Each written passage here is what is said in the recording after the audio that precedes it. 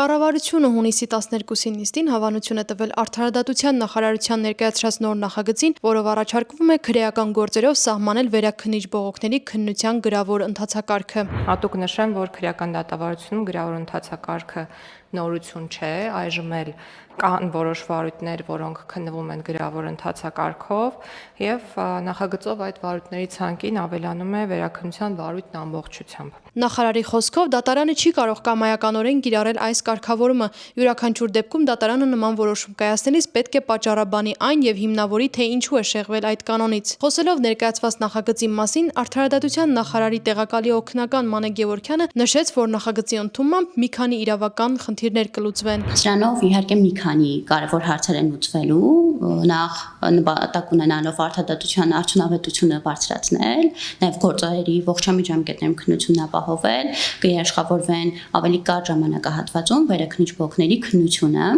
Իհարկե գրավոր ընթացակարգ սահմանելուց բացի նաև սահմանվել են նախագծով բացառություններ, այսինքն որոշ դեպքերի եւ որոշ հանգամանքների արկայության պայմաններում դատարանը կարող է գալ եզրահանգման, որ վերաքննիչ բողոքի քննությունն անհրաժեշտ է իրականացնել դատական նիստում, հրավիրելով դատական նիստ։ Սրան զուգահեռ մասնագիտական համայնքը միանշանակ չի ընդունում շրջանառվող նախագծի հիմնավորումները։ Փաստաբան Ալեքսանդր Կոչուբաևը մեծ զրույցում նշեց, մարդու իրավունքների եվրոպական դատարանն ըստ էության այս գործելավոճը չի ողջունում։ Էկբատանին ընդդեմ Շվեդիայի գործով մարդու իրավունքների եվրոպական դատանը հստակ է արձանագրել,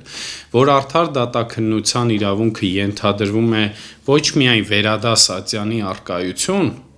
այլ նաև բանավոր լսման իրավունք, եւ ուղիղ այդ գործով արձանագրել է, որ լսված լինելու իրավունքը չի կարող սահմանափակվել բացառապես գրավորության միջոցով, եւ այստեղ անպայման անհրաժեշտ է նախատեսել բանավոր ընթացակարգ։ Չնայած նրան, որ շրջանառվող նախագծում կա իրավական հնարավորություն գրավոր ընթացակարգից անցում կատարելու բանավորի, սակայն խափանման միջոցների քննության ժամանակ քիչ են դեպքերը, երբ դատարանը նման որոշում է կայացնում։ Սա շատ մեծ խնդիր է, սա ըստ էության երկրորդ ատյանը առարկայազուրկ է դարձնում,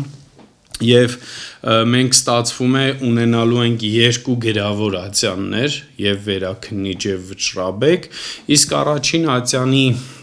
որոշումները կարծեք թե մտնելու են ուժի մեջ, որովհետեւ մեղադրյալին ֆիզիկապես տեսնելու է ընդամենը դատավորը գործն առաջին ատյանում քննելուց։ Փաստաբանի դիտարկմամբ Եվրոպայի խորհրդի հանձնարարականների շրջանակներում ընդհանուր դիրքորոշումն այն է, որ գրավոր քննությունը չպետք է դառնա ամբողջական փոխարինում բանավորի, հատկապես այն դեպքերում, երբ բողոքը վերաբերում է փաստական հանգամանքներին կամ նոր ապացույցների ներկայացմանը։ Նրա խոսքով նախագծի հեղինակները ուշադրություն չեն դարձրել մի կարևոր հանգամանքի ևս։ Ի վերջո կան չէ քրեական գործեր, որոնցով մեղադրյալները որոշում են պաշտպանվել ինքնուրույն։ Չունեն օրինակ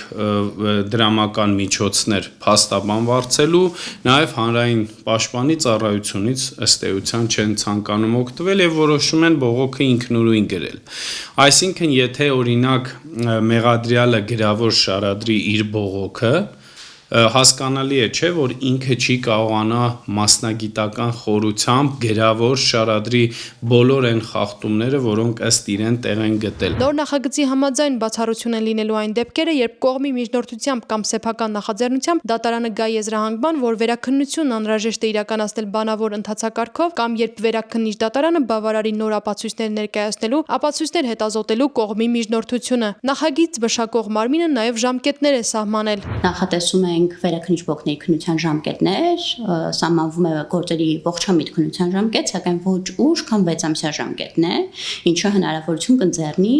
գործերի գրավոր քննության պայմաններում ապահովել ողջամտության սահմաններում գործի քննությունը եւ դատական ակտի կայացումը։ Սահմանված 6 ամսյա ժամկետը դատարանի պատճառաբանված որոշմամբ կարող է երկարաձգվել միայն 1 անգամ 4 ամիս ժամկետով։ Նախագծի ընդունմամբ ակնկալվում է թեթևացնել դատարանների ծանրաբեռնվածությունը, խթանել բողոքների ավելի արդյունավետ քննությանը։ Փաստաբան Ալեքսանդր Կոչուբաևը սակայն հակադարձում է, արդյոք նախագծի ընդունմամբ դատարանների ծանրաբեռնվածության հարցը կլուծվի։ Եթե ծանրաբեռնվածությունը ազդում է քո աշխատանքի որակի վրա, այստեղ պետությունը պետք է մտածի այլընտրանքային գործիքներ,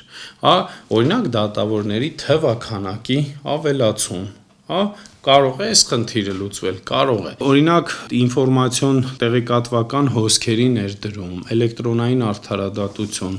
երևի թե քիչ թե շատ հաջողված ռեֆորմներից մեկը էլեկտրոնային արդարադատության ներդրումն էր, օրինակ քաղաքացիական գործերով, որը էապես կրճատեց եւ բեռը,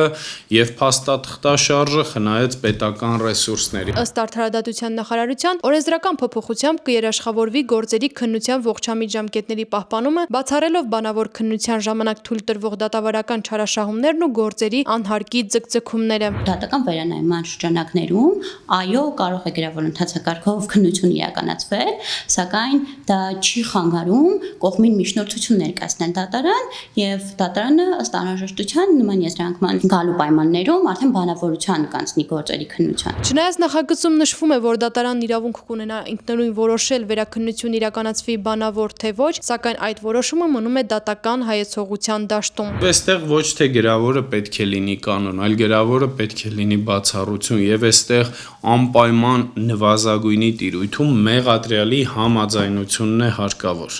որ այո ինքը չի առարկում, որովհետեւ իրականում կան պրոցեսներ, որոնցով կարելի է իրականացնել։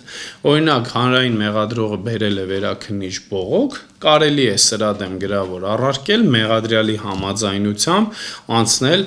բանավոր գրավորի, բայց իմպերատիվ կանոն բերել, որ կանոնը դատավարական